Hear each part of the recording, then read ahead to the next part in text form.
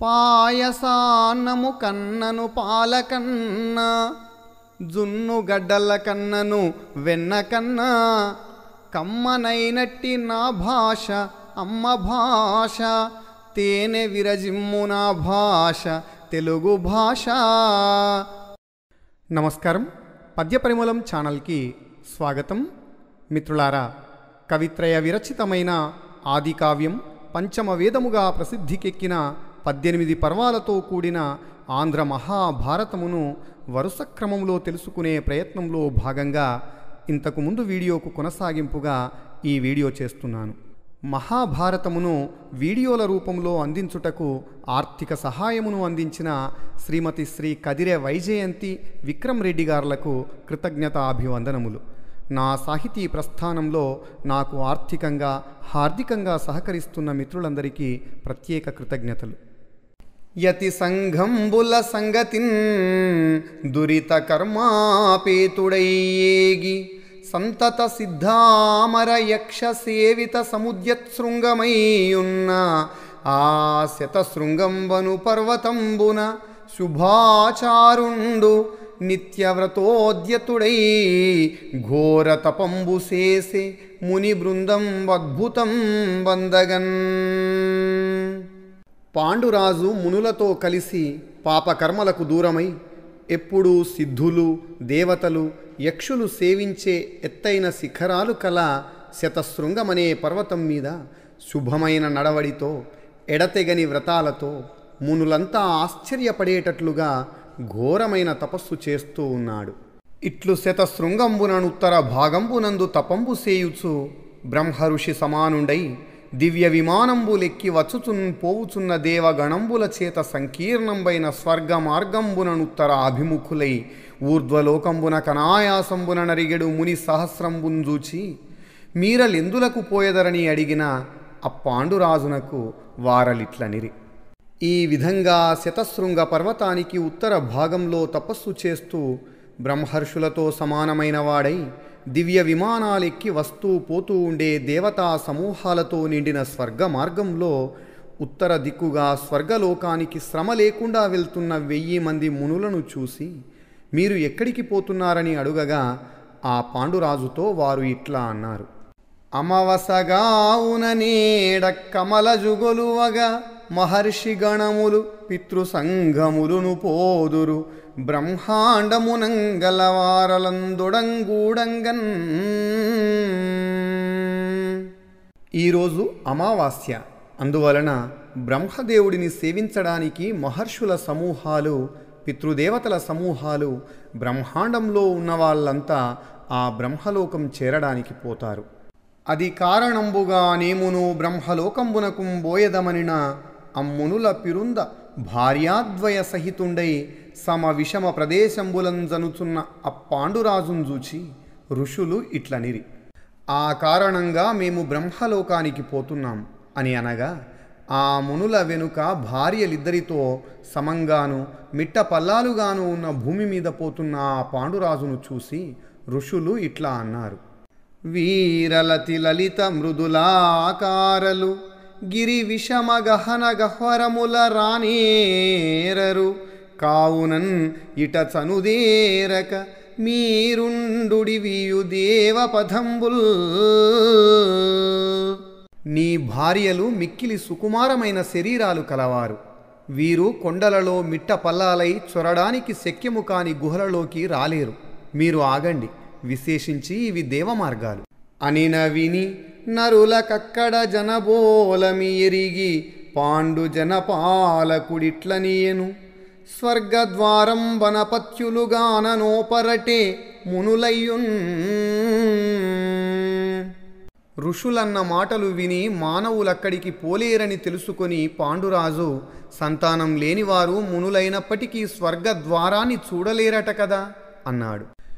అపుత్రస్య గతిర్నాస్తి అను వేదవచనంబుంగలదు, కావున నేనపుత్రకుండనేమి సేయుదును అనిన మునులును కరుణించి యోగ దృష్టి ననాగతం బెరింగి నీవపుత్రకుండవుగావు, దైవాధిష్ఠితంబైన సంతానంబు నీకు ధర్మ అనిల శక్రాశ్వినుల వరంబునన్ అగున్, అక్షయలోకంబులుం వడయుదువు, కావున సంతానార్థంబు యత్నంబు సేయుమనిన విని పాండురాజాత్మగతంబున పురుషుండు పుట్టుచుండి దేవ ఋషి పితృ మనుష్యుల రుణంబులు నాలుగింటి తోడన్ పుట్టి యథాకాల విధుల వాని వలన విముక్తుండు గావలయును.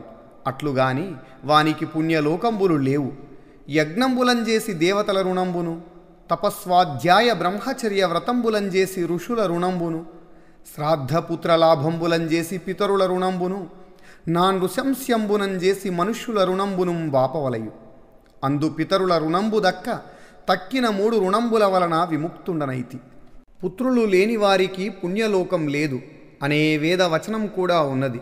నేను పుత్రులు లేని వాడిని, ఏమి చేసేది అని పాండురాజు అనగా, మునులు దయతలచి యోగ దృష్టితో ముందు జరిగేదాన్ని తెలుసుకొని, నీవు పుత్రులు లేనివాడివి కావు.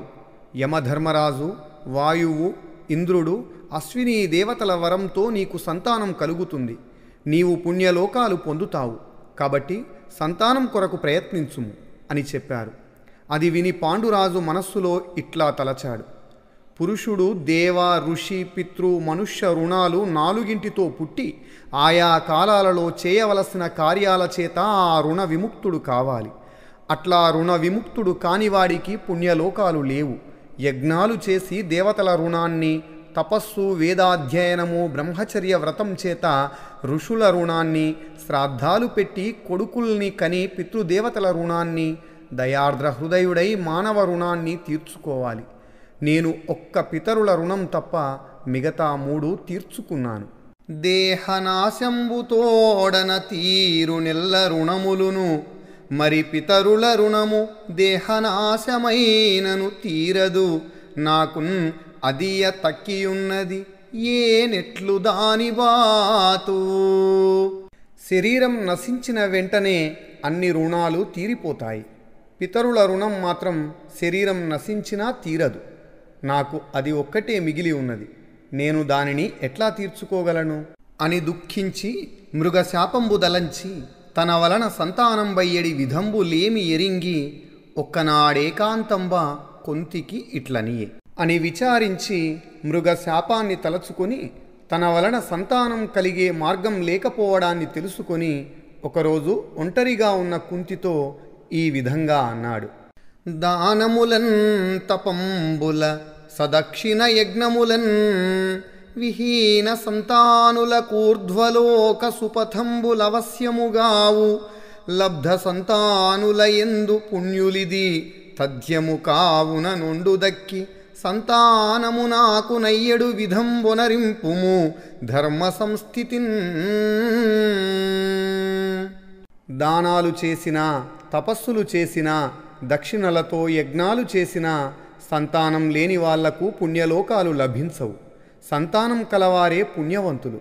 అందువలన నీవు ఇతర కార్యాలన్నింటినీ మాని ధర్మ మార్గంలో నాకు సంతానం కలిగేటట్లు చేయుము. అనపత్యుడనై జీవించిన మృతి బొందినను నిర్విశేషంబా ఇహంబును పరమును నఫలమ కావున సంతతి పడయు ధర్మువున ధర్మసతీ. బిడ్డలు లేనివాడినై జీవించినా మరణించినా ఒకటే. ఇహపర లోకాలు 2 ఫలరహితాలే. అందుచేత నీవు ధర్మ పద్ధతిలో సంతానం పొందుము. ఔరస క్షేత్రజ దత్తక కృత్రిమ గూఢోత్పన్న అపవిద్ధులను 4 పుత్రులు బంధువులు దాయాదులు నగుదురు. కానీన సహోఢ క్రీత పౌనర్భవ స్వయం దత్త జ్ఞాతులను 4 పుత్రులు బంధువులగుదురు గాని దాయాదులు గారు. అట్టి పుత్రులలో ఔరసున కించుకయ తక్కువగాని తక్కటి పుత్రుల కంటే క్షేత్రజుండుత్కృష్టుండు. అందును దేవర న్యాయజాతుండుత్తముడండ్రు. కావున అస్మన్నియోగంబునంజేసి ధర్మ మార్గంబున క్షేత్రజులం బడసిన నేనును పుత్రవంతుల పుణ్యలోకంబులో వడయనేర్తును. ఎట్లనినా తొల్లి కేకయ రాజైన శారదండాయని పుత్రోత్పాదనంబునం దశక్తుండై తన ధర్మపత్ని నీ చెలియలి శృతసేనన్ పుత్రార్థంబు నియోగించినన్ అది బ్రాహ్మణ వచనంబునన్ పుణ్యస్నాతయై పుంసవన హోమంబు చేయించి ఋత్విజుల వలన దుర్జయాదులైన కొడుకుల మువ్వురన్ బడసెన్. పుత్రలాభంబునన్ అనంత పుణ్య ఫలం బగుటన్ అది ధర్మంబైన ఆచారంబు అనిన విని కుంతి ఇట్లనియే. ఔరసుడు క్షేత్రజుడు దత్తకుడు కృత్రిముడు, గూఢోత్పన్నుడు, అపవిద్ధుడు అనే 6 పుత్రులు బంధువులు మాత్రమే కాదు, ఆస్తిలో భాగస్వాములు కూడా. కానీనుడు, సహోఢుడు, క్రీతుడు, పౌనర్భవుడు, స్వయం దత్తుడు, జ్ఞాతుడు అనే 6 పుత్రులు బంధువులే, కానీ ఆస్తిలో భాగస్వాములు కారు. ఈ పుత్రులందరిలో క్షేత్రజుడు ఔరసుడి కన్నా కొంచెం తక్కువ, తక్కిన వారికన్నా మిన్న. అందున దేవర న్యాయం చేత పుట్టిన క్షేత్రజుడు ఉత్తముడు. అందువలన నీవు నా ఆజ్ఞ చేత ధర్మ మార్గంలో క్షేత్రజులను పొందితే పుత్రులున్నవారు పొందే పుణ్యలోకాలు నేను పొందుతాను. ఎట్లా అంటే, పూర్వం కేకయ్యరాజు శారదండాయని తాను పుత్రులను పొందలేక తన ధర్మపత్ని అంటే నీ చెల్లెలు శృతసేనను పుత్రుల కొరకు నియోగించగా, ఆమె బ్రాహ్మణులు చెప్పినట్లు పుణ్యస్నానం చేసి పుత్రులు పుట్టడం కొరకు చేసే పుంసవన హోమం చేయించి ఋత్విజుల వలన దుర్జయుడు మొదలైన 3 కొడుకులను పొందింది. పుత్రులు పుట్టడం చేత అంతులేని పుణ్యం కలుగుతుంది. కాబట్టి దేవర న్యాయం చేత పుత్రులను పొందడం ధర్మంతో కూడిన ఆచారం అని పాండురాజు చెప్పగా కుంతి ఇట్లా అన్నది: భరతకుల శ్రేష్ఠుడవై పరగిన నీకేము ధర్మపత్నులమై ఇంకొరుల మనుష్యులనంతఃకరణంబుల దలప పొందగానో పుదుమే. భరత వంశంలో శ్రేష్ఠుడవైన నీకు ధర్మపత్నులమై పరపురుషులను మనస్సులో తలవడానికి కలవడానికి ఒప్పుకోగలమా? భవత్ప్రసాదంబున మాయందు పుత్రోత్పత్తియగునెట్లనినా దీనికనుగుణంబైనది ఒక్క పుణ్యకథ తొల్లి పౌరాణికుల వలన నా వినిన దానిని చెప్పెద, చిత్తగించి వినుమని పాండురాజునకు కుంతి ఇట్లనియే: నీ దయ వలన మాకు కొడుకులు కలుగుతారు. ఎట్లా అంటే, దీనికి తగ్గ ఒక పుణ్యకథ పూర్వం పౌరాణికులు చెప్పగా విన్నాను, అది చెప్తాను, మనస్సు నిలిపి వినండి అని పాండురాజుతో కుంతి ఇట్లా అన్నది: అతుల బల ప్రతాప మహిమాధికుడై వ్యుషితాశ్వుడన్ మహీపతి నయధర్మ తత్పరుడు పౌరవ వంశజుడు అశ్వమేధముల్ శతమునరించుచుండి భుజశక్తి జయించె మహీషులన్ ప్రవర్ధిత యశుడై ప్రతీచ్యుల నుదీచ్యుల ప్రాచ్యుల దక్షిణాత్యులన్. సాటిలేని బల పరాక్రమాలతో అందరినీ మించినవాడై నీతిలో ధర్మంలో ఆసక్తి కలిగి పూర్వ వంశంలో జన్మించిన వ్యుషితాశ్వుడనే మహారాజు అశ్వమేధ యాగాలు 100 చేసి భుజబలంతో పెంపొందిన కీర్తిగలవాడై 4 దిక్కులలో ఉన్న రాజులను జయించాడు. ఆతని యజ్ఞంబున పురుహూత పురస్సర మరుద్గణోత్తములధిక ప్రీతి చనుదెంచి హవ్యములాతత హస్తముల గొందురు అగ్నిముఖమునన్. ఆ వ్యుషితాశ్వుని యజ్ఞంలో దేవేంద్రుడు మొదలైన దేవతా శ్రేష్ఠులు మిక్కిలి ప్రీతితో వచ్చి చేతులు చాచి అగ్నిదేవుని ముఖంగా ఆహుతులు గైకొంటారు. అట్టి వ్యుషితాశ్వుండు కాక్షీవతి అయిన భద్రయను తన భార్యయందున్ అనవరత కామాసక్తించేసి యక్ష్మ రుజాక్రాంతుండై అస్తమించినన్. అది పుత్రలాభ దుఃఖితయై పతి వియోగంబు సహింపనోపక పతియులేక జీవించునయ్యతివకైన జీవనము కంటే దానికి చావలగ్గు కాన నీతోన చనుదెంతుగాని నిన్ను బాసియిందుండగానోప వాసవాభా. కాదేని నాకు నీ పుణ్యమూర్తి ప్రతిమూర్తులైన పుత్రులం ప్రసాదింపుమని దర్భాస్తరణశాయిని అయి ఆ శవంబు కౌగిలించుకొని విలాపించుచున్నదానికి వాని శరీరమున నుండి ఒక్క దివ్యవాణి ఇట్లనియే: అటువంటి వ్యుషితాశ్వుడు తన భార్య మీద మితిమీరిన కామంతో ఆసక్తుడై వ్యవహరించి క్షయరోగగ్రస్తుడై మరణించగా అతని భార్య భద్ర కొడుకులు లేకపోవడంతో దుఃఖించి భర్తను కోల్పోవడాన్ని సహించలేక భర్త లేకుండా జీవించడం కన్నా స్త్రీ చావడమే మేలు, అందువలన నేను నీతో వస్తాను, కానీ ఇక్కడ ఉండలేను. అట్లా కాకపోతే నాకు నీ పవిత్ర రూపం వంటి రూపం గల కొడుకులను ప్రసాదించుమని దర్భల పరుపు మీద పడుకొని భర్త శవాన్ని కౌగిలించుకొని ఏడుస్తూ ఉండగా ఆమెతో అతని శరీరం నుండి ఒక దివ్యవాణి ఇట్లా అన్నది: విదితముగనీకు వరమిచ్చెదనోడకు లెమ్ము గుణవశీకృత భువనుల్ సదమల చరిత్రుల్ ఆత్మజులుదయింతురు వగవకుండుము ఉదితేందుముఖీ. ఋతుమతివైన అష్టమ దివసంబుననేని చతుర్దశ దివసంబుననేని శుచివై శయనంబున నుండి నన్ను దలంపుము అనినన్ అదియున్ తద్వచనానురూపంబు చేసి మువ్వురు సాల్వులును నలుగురు మద్రులునుగా నేడుగురు కొడుకులం బడసెన్. అది కావున నీవు మాయందు దైవానుగ్రహంబునన్ అపత్యంబు వడయుమనినన్ కుంతింజూచి పాండురాజు ధర్మంబైన ఒక్క పురాణ కథ చెప్పెద. తొల్లి స్త్రీలు పురుషుల చేతన్ అనావృతలై స్వతంత్ర వృత్తిన్ అఖిల ప్రాణి సాధారణంబైన ధర్మంబునం దమత వర్ణంబులయందు ఋతుకాలంబు దప్పక నియత పురుషులై ప్రవర్తిల్లుచున్నన్ ఉద్దాలకుండనునొక్క మహాముని భార్యన్ అతి సాధ్విన్ అధిక తపోనిధి అయిన శ్వేతకేతు తల్లి ఋతుమతి అయిన దాని ఒక్క వృద్ధ విప్రుండతిథి అయి వచ్చి పుత్రార్థంబు కామించిన శ్వేతకేతుండలిగి ఇది ధర్మ విరుద్ధంబని ఆక్రోశించి దాని సహింపనోపక నీకు వరమిస్తాను, భయపడవద్దు, లెమ్ము. ఉదయించిన చంద్రుని వంటి ముఖం గలదానా, సుగుణాల చేత లోకాలను వశం చేసుకునేవారు ఉత్తమమైన నడవడి గలవారు అయిన కొడుకులు నీకు పుడతారు, బాధపడకుము. నీవు ముట్టైన 8వ రోజు కానీ 14వ రోజు కానీ పరిశుద్ధురాలవై పడక మీద ఉండి నన్ను స్మరించుము అని అనగా ఆమె కూడా ఆ మాట ప్రకారం చేసి 3 సాల్వులను 4 మద్రులను మొత్తం 7 కొడుకులను కన్నది. కాబట్టి మాయందు నీవు కూడా దైవానుగ్రహంతో సంతానాన్ని పొందుమని కుంతి చెప్పగా పాండురాజు ఆమెను చూసి నీకు ధర్మ సంబంధమైన ఒక పురాణ కథ చెబుతాను. పూర్వం స్త్రీలు భర్త వలన కట్టడి లేని వారై స్వతంత్రమైన ప్రవర్తన కలిగి సర్వప్రాణి సాధారణమైన ధర్మంతో తమ తమ జాతులలో ముట్టైన తరువాత గర్భధారణకు యోగ్యమైన 16 రోజుల కాలం దాటకుండా నియమింపబడిన లేదా నియమింపబడని పురుషులతో రమిస్తూ ఉండగా మహాతపస్వి అయిన శ్వేతకేతుని తల్లి మహాముని అయిన ఉద్దాలకుని భార్య మహాపతివ్రత ముట్టై ఉన్న సమయంలో ఒక వృద్ధ బ్రాహ్మణుడు అతిథిగా వచ్చి తనకు పుత్రుడు కావాలని ఆమెను కామింపగా శ్వేతకేతుడు కోపించి ఇది ధర్మ విరుద్ధం అని తిట్టి దాన్ని సహించక ఇది ఆదిగా సతులెన్నండు పరపురుషార్థినుల్ కాజనదు అన్య పురుషు సంగమంబున చేసి సకల పాతకములునగు పరిగ్రహభూతలైన సతుల కిట్టిద మర్యాద ఇమ్మనుష్యులకెల్లజేసితి లోక ప్రసిద్ధిగాగన్ అని ధర్మమైన మర్యాద మానవులకు తద్దయు హితముగా ధర్మమూర్తి అబ్జభవ సమానుడగు శ్వేతకేతుండు నిలిపెన్ అదియు దారుణీ జనంబునందు లోక పూజ్యమై ప్రవర్తిల్లుచునుండే శిష్ట సంప్రయుక్తి చేసి.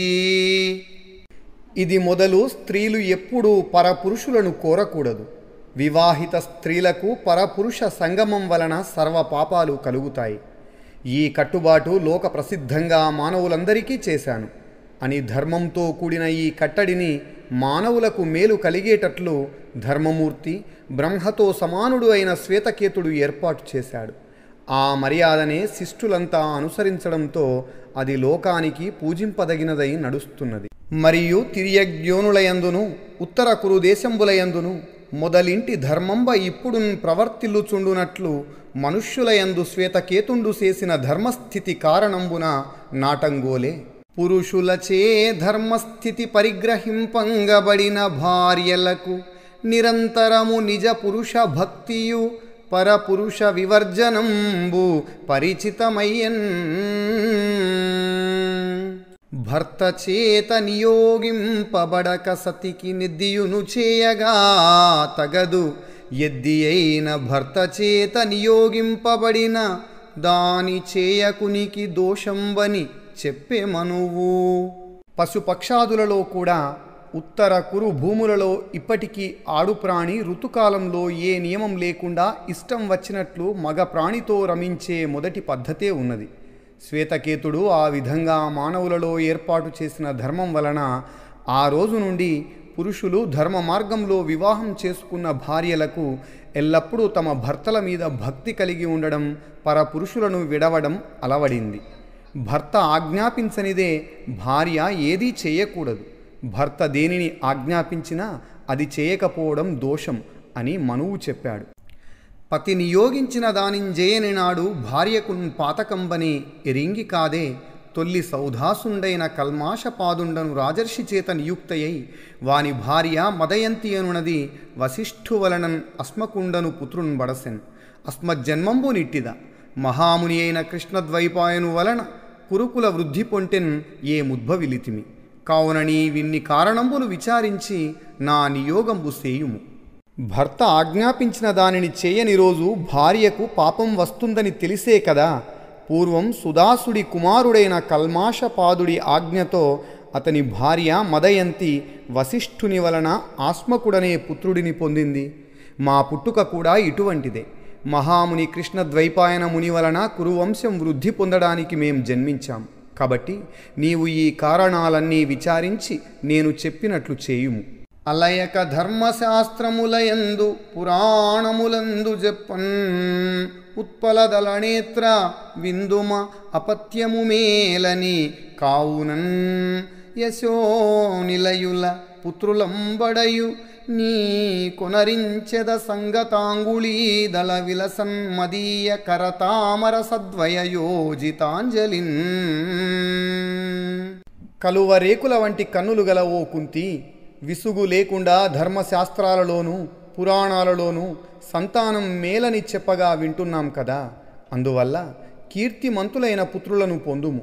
కమలాల జంట వంటి నా చేతులెత్తి నీకు నమస్కారం చేస్తాను అని పుత్ర ముఖావలోకనలోలత్వంబున దీనవదనుండై దేవిన్ ప్రార్థించిన కుంతియున్ పుత్రోత్పాదనోన్ముఖియై కుంతి భోజునింట తన కొండుకన్నాడు దుర్వాసుని చేతంబడసిన మంత్రంబు తెరంగు పతికెరింగించి అమ్మంత్రంబునకిది అవసరం వయ్యే ఏ వేల్పు నారాధింతు నానతిమ్మనిన సంతసిల్లి కుంతీదేవికిన్ పాండురాజిట్లనియే. లలితాంగి ఎల్లలోకంబులు ధర్మునంద నిలుచు పొలుపుగ ధర్ముందలపుమా ఆతడ మరి వేల్పులలోపల పెద్ద ధర్మమున సత్యమునన్. కొడుకుల ముఖాన్ని చూడాలనే కుతూహలంతో దీనవదనుడై పాండురాజు కుంతిని ప్రార్థించగా ఆమె కూడా కొడుకులను కనాలనే కోరికకు అనుకూలమైనదై తన చిన్నతనంలో కుంతి భోజుని ఇంట్లో దుర్వాసుని చేత తాను పొందిన మంత్ర విషయాన్ని భర్తకు చెప్పింది. ఆ మంత్రానికి ఇది సమయమని ఏ దేవుడిని సేవించాలో ఆజ్ఞాపించుమని భర్తను అడిగింది. పాండురాజు సంతోషించి అందమైన శరీరం గల ఓ కుంతి, అన్ని లోకాలు ధర్మం మీదే స్థిరంగా నిలుస్తాయి. ధర్మదేవతను స్మరించుము. దేవతలలో ధర్మంలోనూ సత్యంలోనూ అతడే పెద్దవాడు అని నియోగించిన కుంతియున్ పతికి ప్రదక్షిణంబు చేసి సమాహిత చిత్తయై మహాముని ఇచ్చిన మంత్రంబు విధివంతంబు చేసి ధర్ముని ఆరాధించిన ఆ ధర్ముండును యోగమూర్తి ధర్ముండై వచ్చి వరంబిచ్చినన్ కుంతియు తత్ప్రసాదంబున గర్భంబు దాల్చి సంవత్సరంబు పరిపూర్ణంబైన అని ఆజ్ఞాపించగా కుంతీదేవి భర్తకు ప్రదక్షిణం చేసి మనస్సు నిలిపి మహాముని ఇచ్చిన మంత్రాన్ని యథావిధిగా జపించి ధర్మదేవతను ప్రార్థించింది. ధర్ముడు యోగం చేత రూపాన్ని ధరించి వచ్చి వరమిచ్చాడు. కుంతీదేవి అతని దయ వలన గర్భం ధరించి సంవత్సర కాలం పూర్తి అయ్యింది. మిత్రులారా, ఈ వీడియో కనుక మీకు నచ్చినట్లయితే లైక్ చేయండి, షేర్ చేయండి, మీ యొక్క అభిప్రాయంను కామెంట్ బాక్స్లో తెలియజేయండి. వీడియో వీక్షించిన మిత్రులందరికీ ధన్యవాదములు.